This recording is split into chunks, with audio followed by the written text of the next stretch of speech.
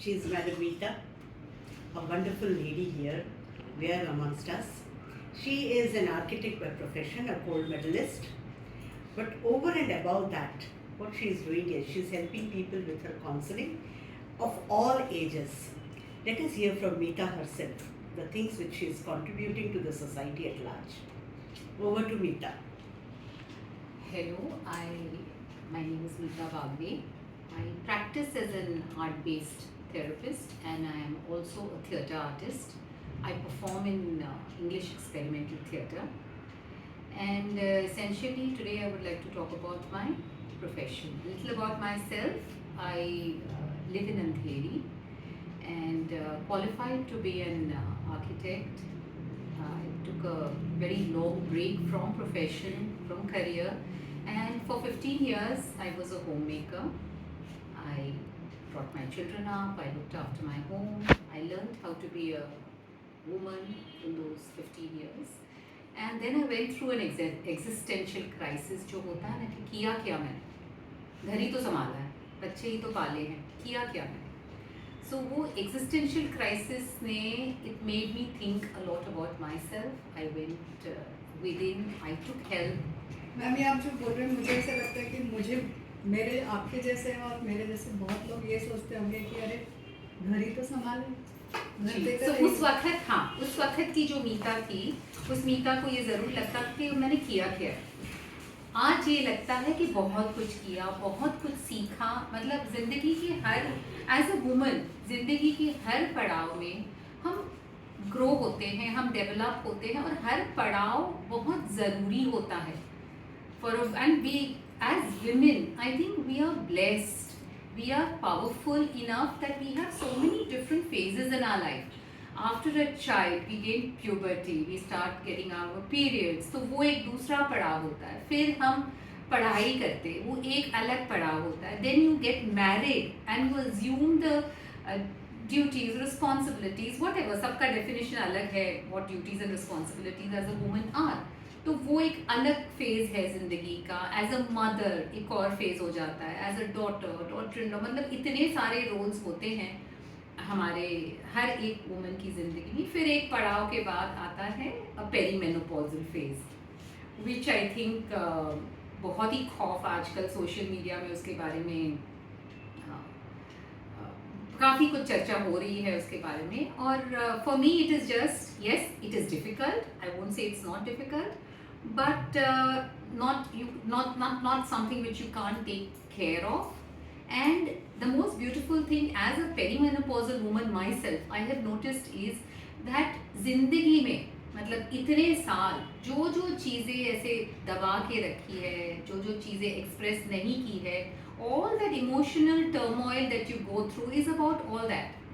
And life gives you another chance to express, to empty yourself of all that you have suppressed in all these years in trying to be an ideal daughter, ideal daughter-in-law, ideal mother, ideal friend, ideal wife. मतलब इन सारे roles को इतना हम perfection के साथ निभाने की कोशिश करते हैं. जिंदगी ने हमको एक मौका दिया है कि खुद को खाली करो. बहुत अंदर दबा दिया है, अब खुद को खाली करो.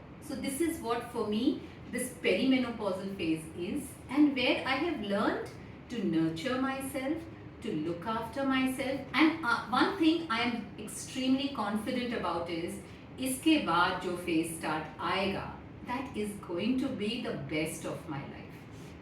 And I'm sure of that because this phase is taking so much of self-work, इतना within, इतना खुद को टटोल के इतनी सारी चीज़ें. पास्ट को इतना साफ हो गया है कि अब बस ये प्रेजेंट ही बचा है.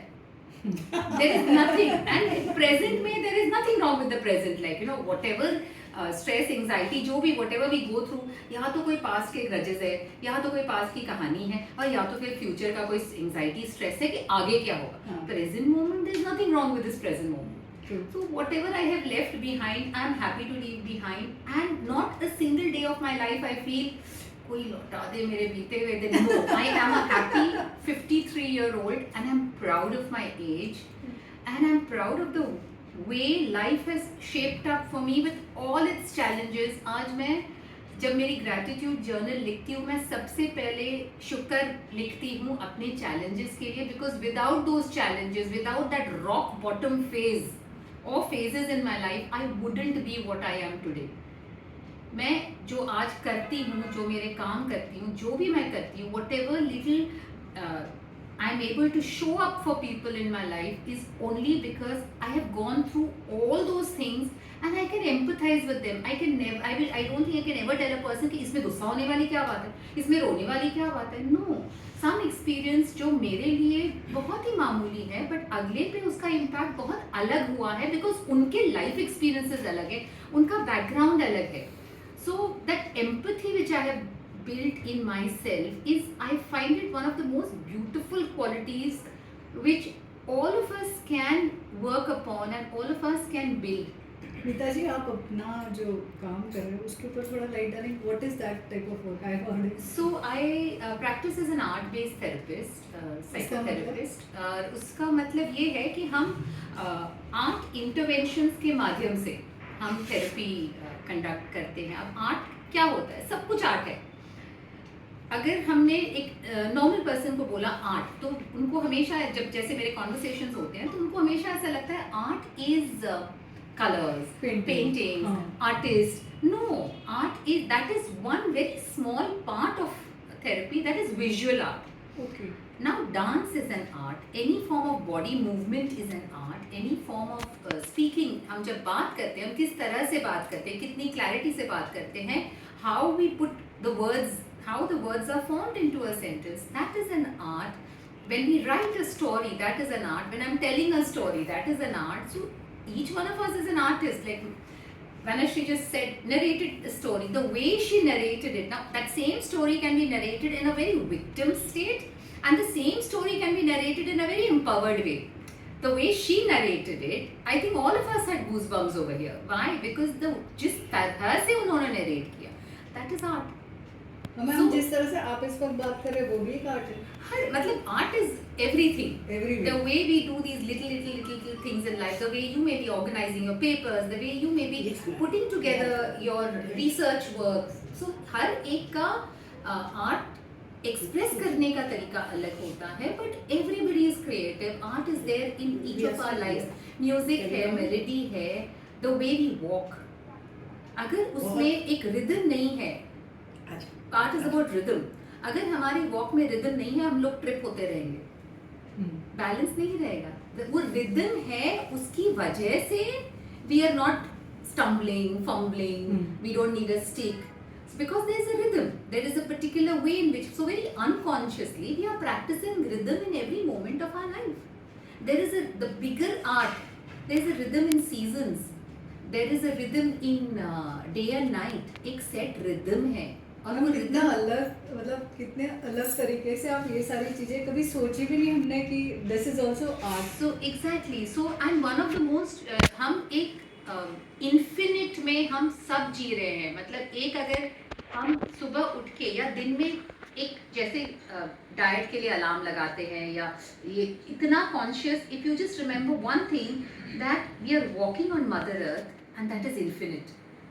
It plays no favourites. ऐसे नहीं है कि मेरे को ज़्यादा रिदम मिल रहा है, मेरे को ज़्यादा बैलेंस मिल रहा है, किसी को कम मिल रहा है. She plays, mother earth plays no favourites. तो वो इन्फिनिट पे हम सुबह उठ के ही हम पाँव रखते हैं, और हमारे सर पे जो आसमान है वो इन्फिनिट है. तो ये दो इन्फिनिट्स के बीच हम जी रहे हैं. How can life be bad for anybody? I mean this one thing, I keep reminding my self this one thing. ऐसे नहीं कि मेरे पे चैलेंजेस नहीं आते, मुझे भी किसी से लड़ाई हो जाती, किसी से बुरा लग जाता है, बट मैं घर आके मुझे हमेशा यही एक या चीज़ खुद को याद दिलाती हूँ, you have the blessings of mother earth, you have the blessings of father sky. और क्या चाहिए ज़िंदगी में? And which is holding each one of us 24/7.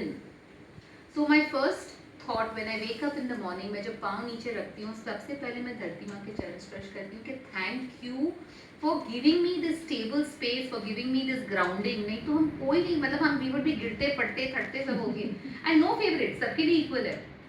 So it is so, that is everything. Nature is art, flowers are art. हमारे पास मतलब we don't realise, हम फूल देखते हैं, हमको खुशी क्यों मिलती, कितना भी खराब मूड है, मैं आपको अगर फ्लावर का बुके ला के दूंगी ना, आप कुछ पल के लिए सब कुछ भूल जाओगे.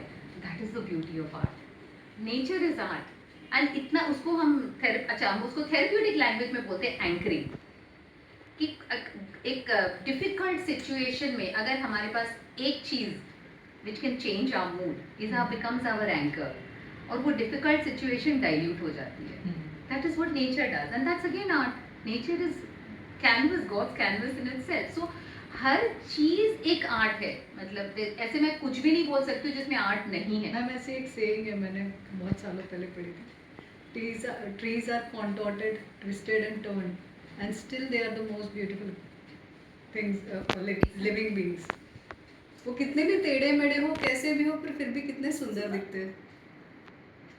और हम each one, that's the thing, each one, it took me a long time to understand that each one. जैसे एक समय था जब मैं खुद को बहुत छोटा समझती थी, कॉन्फिडेंस बहुत लो था. क्यों? आई एम अ होम मेकर. और इतना कंपैरिजन दूसरों के साथ, अच्छा ये इतना अच्छा कर रहा है, अच्छा इसका करियर इतना अच्छा, अच्छा, and I would feel so small about myself till I realise that each one of us are so unique. अगर हमको मुझे उनके जैसा ही बनाना होता या इनके जैसा ही बनाना होता तो मुझे बना देता ना. हर एक इंसान को यूनिक बनाए, क्योंकि हमको अपनी कहानी जीनी है. We all have something which we can bring to this collective consciousness, and each one of us has something to contribute, otherwise we would not be alive. Ma'am आज आप ये जो बोल रहे हो ना, मुझे ऐसा लगता है जितने भी वो वर्ड हाउसवाइफ तो मैं बिलीव ही नहीं करती हूँ. She is not married to the house. Correct. But जो भी फीमेल्स है जो घर से बाहर जाके काम नहीं कर रही है, यही वर्ड बोलूँगी मैं, उन लोगों के लिए ये रहेगा कि अरे it's okay. Really I think मेरे लिए भी अप टिल नाउ मैंने ट्राई किया, बट देन मेरे लिए it was not my cup of tea to work. I am myself a pathologist, I am a lab technician. I work before my marriage. शादी के बाद नहीं कर पाई. But now I always say this, that I have invested my time on my kids and they are doing so well, maybe because of that. और आप इस वक्त जो बोल रहे हो ना मैम, मुझे ऐसा लगता है कि आप सिर्फ बोल के ही थेरेपी दे रहे हो काफ़ी फीमेल्स को जो इस वक्त देखने वाली है. Thank you for this ma'am. फूल जो होते हैं जैसे होते हैं नेचुरली सुंदर दिखते हैं, राइट. समझो कोई पक्षी है, कोई प्राणी है, उन्होंने कभी कोई कपड़ा नहीं पहना होता है, ना कोई मेकअप किया होता है, right. Anything that is natural looks much better. When we were doing हमारा जब रिनोवेशन चल रहा था तो आर्किटेक्ट ने बोला था मैम देखिए रियल वाला चेहरा और पाउडर लगाया हुआ चेहरा में बहुत फ़र्क होता है. And your beauty is like natural. One more thing I want to acknowledge, on face I am saying this, कि हमारे जैसे लोग, मेरे भी वाइट होने चालू हो गए and I've started coloring myself, but आपका कॉन्फिडेंस देख के ऐसे लग रहा है कि अरे रियली मैम इट्स नहीं. एक और खासियत मैं बताना चाहूँगी. हाँ. इसके बालों के पीछे मतलब मैं कायल हूँ इसलिए क्योंकि इसके बाल ने भी क्या काम किया पता है आपको. इसके इतने लंबे बाल थे, उसे कट करके कैंसर पेशेंट्स के लिए विग बनाने के लिए. मैम वो जो आपके अंदर रहती है ना वो रियल में. और आप आज जो बोल रहे हो ना, बहुत सारे फीमेल्स जो सच में घर से बाहर नहीं निकल पाती है कॉन्फिडेंस की वजह से या फैमिली प्रेशर की वजह से या खुद की वजह से ही नहीं निकल पाती कि नहीं मुझे मेरे बच्चों को टाइम देना है, उन लोगों के लिए आज ये रहेगा कि मैं जाऊँ वहाँ ठीक. I started studying at this. So पहले तो मैं थेरेपी तो मैंने तो करियर चूज नहीं किया था, ना मेरा कोई एम्बिशन था, ना मुझे कुछ ऐसे कुछ सोच के रखा था. आई वेंट इन, मैं ओरोविल गई थी, पौंडीचेरी गई थी, because I was going through an existential crisis. And वहाँ गई तो it just happened to be an art therapy retreat. मैं तो जिंदगी से फेड अप होके गई थी कि चलो I need a break from home, children, I just need to understand कि मैं क्या करूँ अब, लाइक यू नो. और वहाँ just it happened to be, and she was an art therapist from the US of A. और वो जो कुछ दिन became life changing for me, because मुझे कॉन्टेम्पलेशन में ये समझ आया कि ज़िंदगी के जब भी मतलब हर फेज़ में कुछ ना कुछ क्रिएटिव मैं करती रही हूँ and that has been my anchor in the most difficult situation. That has always healed me, saved me, held me. तो देन आई सेड अच्छा अब इसको तो थोड़ा थोड़ा तो पढ़, I mean where then I started finding out how can I get qualified for this and that. I started studying again at 46. Wow. And then I re-educated myself. I went to Germany. I worked with Bert Hellinger. I mean, I did a workshop with Bert Hellinger for family constellations. तो मतलब बस next और ऐसे कोई plan नहीं था. I just took the next step. जैसे Yes. Rumi कहते हैं ना, you take the next step, the path keeps appearing. ऐसे लॉन्ग टर्म ना मेरे पास आज प्लान है. मैंने थिएटर भी कभी सोचा नहीं था. मैं because I always thought body movement is a very important way of healing, particularly when there is, because trauma होता है वो सोमैटिक होता है. तो बॉडी टैपिंग, बॉडी हीलिंग, मेरे पास इनफ रिसर्च पढ़ा हुआ भी है और मैंने खुद ने I have studied human bodies where trauma gets trapped and where body movement is a very effective intervention for releasing that trauma. तो मैं तो उसको थोड़ा और एक फेसबुक पे एक वर्कशॉप मैंने पढ़ा था, मैं उसको और एक्सप्लोर करने गई थी. अच्छा. I didn't know that the person who was conducting it is a theatre director. So at the end of that workshop he said, would you want to work in a play? And I'm like, why would you want me to act to perform in your play? Saying no, I think you'd be really great for the role. And at your risk. मेरा तो कोई ambition नहीं है, आप risk ले रहे हो तो फिर ले लो types, you know. And then there was no looking back. So मुझे अगर मुझे कुछ बोलना है to all my women friends is just take that next step. वो रास्ता अपने आप खुलता जाएगा. बिकॉज एक बात मैंने ज़रूर सीखी है, what we are seeking is also seeking us. As Rumi says, what you are seeking is also seeking you. So as we take that one next step, that path keeps opening. The path keeps opening. And when I tell this, when people see, there are people who ask me, ऐसे कैसे, like, you know, everything. Genuinely, I'm saying it on record that I have never planned anything. कभी मैंने कुछ suddenly कोई बोल देगा, अच्छा यहाँ पे ये हो रहा है, you want to be a part of it, and I never say no. I never say no. Because मुझे पता है life is not happening to me, it is happening for me, and wow. Everything is being conspired in my favor. So I never say no to learning anything, because कहीं ना कहीं in the long run वो dots connect होते ही होते हैं. कितना सही बोला आपने, रियली मैम. एक सेकंड फिर से. She's Dr. Anju Singh. She is our PhD, that is research director. She is taking care of the entire PhD of JJT University here from the Mumbai campus. Doing wonderful work. Over and above that, she has been a big support. Whatever, you know, whoever has come across her life, चाहे वो PhD student हो, चाहे वो teacher हो या daughter हो या whatever, she has got advisors, suggestions for everything. Without payment. Without payment, no, but then payments are always in cash and carry. Then Blessings. she is very, very keen on event management, I would say. कोई भी event उसको बोल दो, she will see to it that it's done perfectly well.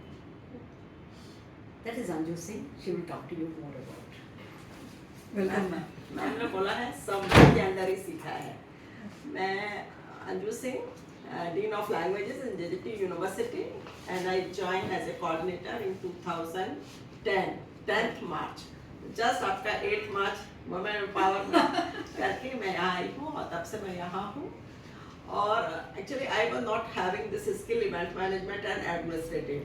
But I have learned everything from our chairman Dr. Vinod Temurewal sir. Sir ने कहा हम सिखाएंगे ना. जब मुझे जॉब ऑफर किया तो मैंने कहा सर मैंने हमेशा पढ़ाया है क्लासरूम में. बोलते हम हैं ना सिखाएंगे. फिर मैम थे यहाँ पर हमेशा. मैम और आपको एक और बताऊँ, मैं और हम लोग ना सेम एज ग्रुप के हैं. But I always have, she is having so much experience and taught me so many things. To manage. तो बस ये तो मेरा एक है कि ये जॉब है, और मेरी लाइफ को मैं 3 पार्ट्स में डिवाइड करती हूँ। वन मेरा schooling and college, which totally influenced by my mother. मेरी मदर हमेशा कि थोड़ा सा और पढ़ लोगे तो अच्छे मार्क्स आ जाएंगे, थोड़ा सा और पढ़ लोगे तो लाइक 10th के बाद plus always my percentage go on increasing. तो मैंने जब मेरा ग्रेजुएशन में उस समय 90% नहीं आते थे, I got 85% in graduation and I got silver medal also. So I said कि नाउ यू आर सेटिस्फाइड, बोले और पढ़ लेती तो टॉप कर जाती। Then my masters I top Agra university. So then I said कि अब और क्या। So what smile and satisfaction I have seen on my mother's face that day, it still is in my memories. So like we say ना women empowerment, तो एक मैं थोड़ा सा शायद आउट ऑफ द बॉक्स बोलूँ, शायद लोगों को ना भी अच्छा लगे कि आज भी सोसाइटी में यदि कोई फीमेल लीडर है, उनकी बॉस है, और उनके अंडर में यदि बॉयज़ या मेल्स काम कर रहे हैं, दे डोंट एक्सेप्ट, बोलते हैं हमारे ऊपर किसको बिठा दिया है, ये क्या जानते हैं, और they don't think for a single minute कि मैनेजमेंट ने या जो कंपनी है उन्होंने कुछ देखकर इंटरव्यू करके या उनकी क्वालिटीज़ देख के किया है। जैसा मैम ने कहा कि इवेंट मैनेजमेंट, तो आप मैं सोचती हूँ क्योंकि जो वाइफ है, मैं हाउस वाइफ कभी नहीं कहूँगी, तो एक बार मैं अभी उसका फिलोसोफर का नाम मुझे नहीं याद आ रहा है, तो बोले I have learn management from my wife. तो बोले मैं हमेशा दिखता था कि किचन में कभी कोई चीज़ ख़त्म नहीं होती। तो बोले कि पूछा कि भाई आप कैसे करते हो, तो बोले कि मैं एवरीडे, बोले जब मैं सुबह में मॉर्निंग में सबसे पहले किचन में जाती हूँ तो I have a look to my kitchen कि कुछ ख़त्म हो रहा है या क्या है। तो बोले the whole everything she manages so well. तो the females are the best managers, so you can learn so many things. And जैसा कि मैम ने भी बताया है, डॉटर इन लॉ है, मदर है, सिस्टर है, भाभी है, और so many roles they have to play, but they have to keep so many things inside to keep the people around themselves happy. कि कई बार दिल करता है कि खोल के कुछ भी बोल दें, पर क्योंकि they are sensitive, we are emotional, कि नहीं क्यों उसका मूड खराब करना है। और दूसरी एक चीज़ है जैसे मैम ने कहा इवेंट का, ये मुझे पहले से मुझे नहीं पता था, I was just a school teacher. जब एक बार हमारे ऊपर रिस्पॉन्सिबिलिटी आई तो हमारे चेयरमैन ने हमें यहाँ पे रुका दिया, बोले कि अभी 300-350 लोग आए थे, सब मैनेज कर रहा था, but anyhow we manage, कि पहले भी लोग मैनेज करते थे, अभी तो आजकल मोबाइल है हमारे पास to connect with the people. और थोड़ा सा मैं और ऐसे बोलूँ, मेरा जैसे एक घर है, आप एक बेटी है और एक बहू है, तो मैं आपको ये मैं आज ऑन रिकॉर्ड पहली बार बोल रही हूँ कि मुझे ना कभी भी बेटा नहीं चाहिए था। I have first child daughter only. कि why the females change once they become mother-in-law of a, क्या बोलेंगे उनको, बहू के सास बनने के बाद मैंने फीमेल्स के ना नेचर को बहुत बदलते देखा है कि बेटे के लिए आपके अलग पैरामीटर्स हैं और बहू के लिए अलग पैरामीटर्स हैं। सही कह रहे हैं। एंड इफ बहू is working, daughter is also working, तो ये मैं बहुत डिटेलिंग में नहीं जाऊंगी कि जो भी मुझे सुन रहा होगा वो लोग समझ सकते हैं। बट आई टेल यू कि जैसा कि मैम ने कहा कि विदाउट द फैमिली सपोर्ट, तो जो आजकल ये कहते हैं कि भाई हम कभी घर से बाहर नहीं निकले, हमने कुछ नहीं किया, पर यदि फैमिली सपोर्ट करती है तो you can achieve any height, which is I am the example. जिससे मैंने कहा मेरी मदर ने ऑलवेज सपोर्ट किया, मेरी सिस्टर्स ने मुझे हमेशा प्रोजेक्ट्स कंप्लीट करने में किया। So I achieve the university rank. Then फिर मैं यहाँ फैमिली में, यहाँ मेरी mother in law, sister in law, और सबसे बड़ा मेरे हस्बैंड का, मेरी डॉटर का सपोर्ट रहा। और जैसे फर्स्ट मेरा बताया, मेरा जैसे स्कूलिंग के बाद हुआ, शादी के बाद हुआ, तो मुझे लगा कि नहीं मुझे जॉब नहीं करना है, क्योंकि मेरे ब्रदर, मेरी भाभी, सिस्टर सब जॉब करते थे। तो आई यूज टू फील कि चिल्ड्रन आर लाइक सब कुछ खो रहे हैं, कि एक जो फुल टाइम मदर घर में रहती है, उन बच्चों का जो मैं बॉर्न एंड ब्रॉट अप होता है, उनके अंदर जो क्वालिटीज़ होती हैं, अफेक्शन होता है, वो शायद हम वर्किंग वुमेन के बच्चे कहीं ना पीछे रह जाते हैं। लेकिन यदि उसमें घर का मेंबर, जैसे मैम अलिशा मैम ने कहा उनकी गृहिणी और मदर ने किया, ऐसे ही मेरे पास हमारी मदर, फिर यहाँ पे मदर इन लॉ थे, तो हम लोग शायद अच्छे से काम कर पाए। तो बहुत सी जो अनप्रिविलेज्ड फीमेल्स हैं, कुछ लोग तो परसेंटेज शायद इसलिए काम नहीं कर पाते हैं क्योंकि घर पे कोई सपोर्ट करने वाला नहीं होता है, and they don't want to leave their children with the like day care, और क्योंकि आप जानते हैं आजकल कितने सारे ऐसे इंसिडेंट्स हो जाते हैं। तो उसके बाद भी then I was satisfied, my daughter is settled. मैंने कहा अभी मुझे कुछ काम नहीं करना है, और मैं 2009 में जॉब छोड़ के आराम से बैठी थी at the age of 50। Then one day I have come here to meet somebody, chairman से मिले, मैम से मिले, बोले क्या कर रहे हो, कि भाई हमने MA किया है, PhD किया है। तो बोले भैया आ जाओ जॉब करने। और एक मैं और आपको मैंने बताऊँ, मुझे सबसे अच्छा लगता है कि मैं I have work in many institutes, क्योंकि सिंस 1984 आई एम वर्किंग। तो मेरा हमेशा जो भी अपॉइंटमेंट हुआ है ना, मेरे कभी किसी ने सर्टिफिकेट्स नहीं देखे। तो मुझे ये बड़ा सरप्राइजिंग लगता है। और लास्ट में मैं ये कहूँगी कि I have been to like so many places all over India में। मैंने नियरली, हमारा जब से इंस्टीट्यूट ज्वाइन किया, more than 100 national and international conferences मैंने ऑर्गेनाइज किए हैं। आउट ऑफ इंडिया भी हम गए हैं, लेकिन कहते हैं ना, place like home No place like nowhere. That's So for आज यदि जो लोग, जैसे मैम ने भी कहा, सोचते हैं कि हम हाउस वाइफ हैं, हमने कुछ नहीं किया, पर लाइफ बैलेंस वाइल वर्किंग आपको आता है, तो इवन इन एनी सिचुएशन आप जॉब भी कर सकते हैं, फैमिली को भी देख सकते हैं, बच्चों को भी आफ्टर कर सकते हैं। So that's all. Thank you for this.